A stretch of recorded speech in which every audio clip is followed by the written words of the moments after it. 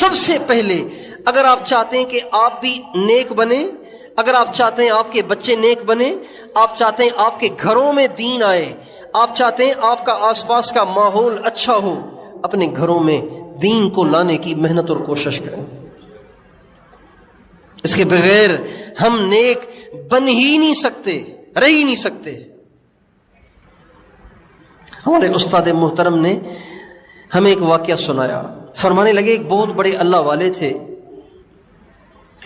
ان سے ان کی بیوی نے ایک دفعہ کہا، حضرت صاحب آپ کو پتہ ہے کہ آپ اتنے بڑے جو بزرگ بنے پھرتے ہیں، آگے پیچھے آپ کے لوگ پھرتے ہیں، عجیب و غریب آپ سے کرامات کا ظہور ہوتا ہے، پتہ ہے یہ کیوں ہے؟ کہا کیوں؟ اس کے ذہن میں تو یہی تھا کہ آدھی رات کو کھڑا ہو کے عبادت کرتا ہوں، اتنے ہزار اللہ کا نام لیتا ہوں، اتنی تسبیحاں پڑھتا ہوں، اپنے آپ کو گناہوں سے بچاتا ہوں، ظاہری بات ہے میری انہی محنتوں کا صلہ ہے مجھے۔ تو وہ بیوی کہنے لگی، حضرت صاحب پتہ ہے آپ کو یہ اتنی بڑی بزرگی کیوں ملی ہے؟ کہا اعمال کی برکت سے ملی ہے؟ کہا نہیں میری وجہ سے ملی ہے۔ کہا چل تیری وجہ سے ملی ہے، آدھی رات کو اٹھوں میں اور بزرگی تیری وجہ سے؟ کہا ٹھیک ہے، آپ نہ مانے میری بات، آپ نہ مانے میری بات۔ اچھا اللہ کی شان، اگلے دن حضرت صاحب کی تہجد قضا ہو گئی۔ ویسے تو 2:30 بجے 2 بجے اٹھ جاتے ہیں، اور اب تہجد ہی نکل گئی۔ بزرگ بڑے پریشان ہوئے، سارا دن استغفار میں گزر گیا، اللہ سے معافی مانگتے رہے، یا اللہ پتہ نہیں کیا گناہ ہو گیا، تہجد ہی چلی گئی۔ اللہ کی شان، اگلے دن فجر کی جماعت چلی گئی۔ ارے یہ کیا ہو گیا؟ اب پریشان، سر پہ ہاتھ رکھا ہوا ہے، بزرگ پریشان ہے کہ بزرگ ہیں اور تہجد ہی نہیں، بزرگ ہیں اور فجر کی جماعت ہی نکل گئی، پریشان۔ بیوی نے دیکھا کہ حضرت صاحب پریشان بیٹھے ہیں، کہا حضرت صاحب کیا مسئلہ ہے؟ کہا بیگم کیا بتاؤں، تہجد بھی گئی، آج فجر کی جماعت بھی گئی، کہ میں تو آپ کو کہتی تھی نا کہ آپ کی ساری بزرگی میری وجہ سے ہے، آپ تو مانتے ہی نہیں تھے، اب دکھائیں نا اپنی بزرگی۔ کہ اللہ کی بندی بتا مسئلہ کیا ہے؟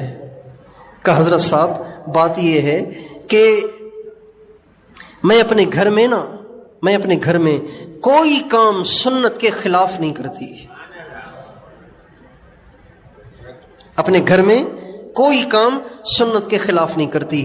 جو کھانا پکاتی ہوں اللہ کے ذکر کے ساتھ اور وضو کے ساتھ، آٹا ڈبے سے نکال کے پرات میں ڈالتی ہوں تو بسم اللہ پڑھتی ہوں، پانی ڈالتی ہوں تو بسم اللہ پڑھتی ہوں، اسے گونتی ہوں تو اللہ کا ذکر کرتی ہوں، پیڑا بناتی ہوں ذکر کرتے ہوئے، روٹی بناتی ہوں ذکر کرتے ہوئے، پکاتی ہوں ذکر کرتے ہوئے، سبزی کاٹتی ہوں ذکر کرتے ہوئے، اور اس کو پکاتی ہوں ذکر کرتے ہوئے، سارا کام وضو کے ساتھ، اللہ کے ذکر کے ساتھ، اللہ کے دھیان کے ساتھ کرتی ہوں۔ لیکن جس دن آپ نے کہا نا کہ تیری وجہ سے نہیں، میں نے کہا ایسی کی تیسی، اب ذرا دکھائے، تو اس دن سے میں نے نہ روٹی ذکر سے پکائی ہے، نہ سالن ذکر سے پکایا ہے، اور نہ ہی میں نے وضو سے پکایا ہے، وضو بھی نہیں ذکر بھی نہیں۔ تو دیکھ لیں آپ اپنا حال۔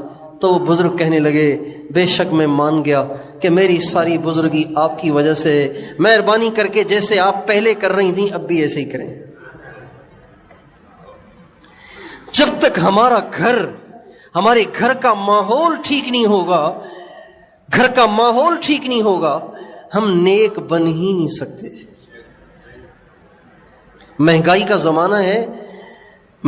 زمانہ ہے، گھروں میں اتنے کمرے بھی نہیں ہیں کہ ہر ایک اپنے الگ کمرے میں جا کے بیٹھ جائے، دوسرے کمرے میں اگر ڈرامہ چل بھی رہا ہے تو حرج نہیں ہے۔ ایک گھر ہے، آپ اس میں رہتے ہیں، سارے بے دین ہیں، ایک آپ دیندار ہیں، آپ اپنا دین کیسے بچائیں گے اگر آپ کے گھر میں دین کا ماحول نہیں ہے تو؟ اس لیے گھر کے ماحول کا درست ہونا یہ سب سے زیادہ ضروری ہے۔ اور دیکھیں مدرسوں میں پڑھانا فرض عین نہیں ہے، فرض کفایہ ہے۔ فرض کفایہ ہے۔ اگر کوئی مدرسے میں اپنے بچے کو عالم نہ بنائے، حافظ نہ بنائے، تو وہ گناہگار نہیں ہوگا، کرے گا تو اجر ملے گا۔ لیکن اپنی نسل کو نیک بنانا، اللہ والا بنانا، یہ فرض عین ہے۔ جو ماں باپ اپنے بچوں کو، اپنی بیوی، جو خاوند اپنی بیوی کو، جو ماں باپ اپنے بچوں کو نیک بنانے کے لیے اپنی پوری کوشش نہیں کر رہے، یہ اللہ کے ہاں مجرم ہے، یہ اللہ کے ہاں پکڑے جائیں گے۔ اور پھر جب یہ دنیا سے جائیں گے، ان کی نسلوں کی ساری نافرمانیوں اور گناہوں کی سزا ان کی نسلوں کو الگ ملے گی۔ جب مریں گے ان کو الگ قبر میں ہوگی۔ اس لیے جیسے آج ماں باپ کو اس چیز کی فکر لگی ہوئی ہے کہ ہمارے بچے کسی اچھے اسکول میں پڑھیں اور کسی بڑی ڈگری کو پائیں اور اچھی نوکری کریں اور بڑا گھر بنائیں، اس سے زیادہ ان کو اس بات کی فکر کی ضرورت ہے کہ ہماری اولاد نیک ہو جائے، ہمارے گھر کا ماحول اچھا ہو جائے۔